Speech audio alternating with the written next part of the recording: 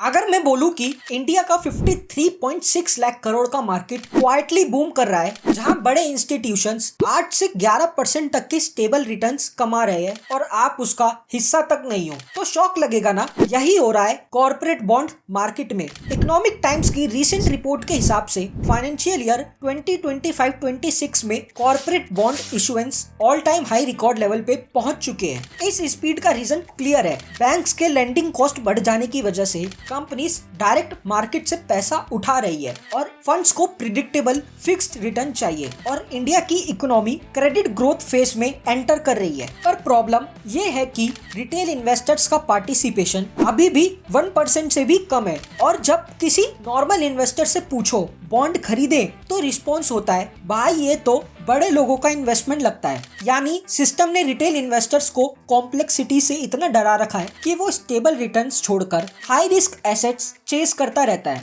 और reality problem उनकी नहीं है, सिस्टम की है। First, high entry barrier. बहुत सारे कॉर्पोरेट बॉन्ड्स अभी भी 1 लाख रुपए से स्टार्ट होते हैं, एक नॉर्मल इन्वेस्टर के बजट से बाहर। Second, rating confusion. AAA, AA paper पे सिंपल लगता है पर ग्राउंड रियलिटी में रिस्क समझना मुश्किल होता है। लोग कंफ्यूज हो जाते हैं तो उसे अवॉइड कर देते हैं। Third, poor liquidity. ये स्टॉक्स जैसे इंस्टेंटली सेल नहीं होते, कभी बाहर मिलता है तो कभी मिलता ही नहीं है, तो लोग फंस जाते हैं। Fourth, no education. School, college, even finance creators कोई बॉन्ड्स डिटेल में एक्सप्लेन नहीं करता, सब इक्विटी या क्रिप्टो को ही हाइप करते हैं। And fifth, fragmented platforms. Mutual funds जैसे 2 क्लिक इन्वेस्टिंग यहाँ नहीं है, प्रोसेस मैसी है, इसीलिए रिटेलर्स दूर रहते हैं। इसी वजह से इंस्टीट्यूशंस साइलेंटली सेफ रिटर्न ले रहे हैं और रिटेलर्स हाई वॉलेटिलिटी में अपना पैसा इन्वेस्ट करता रहता है। सोचो, अगर बॉन्ड्स को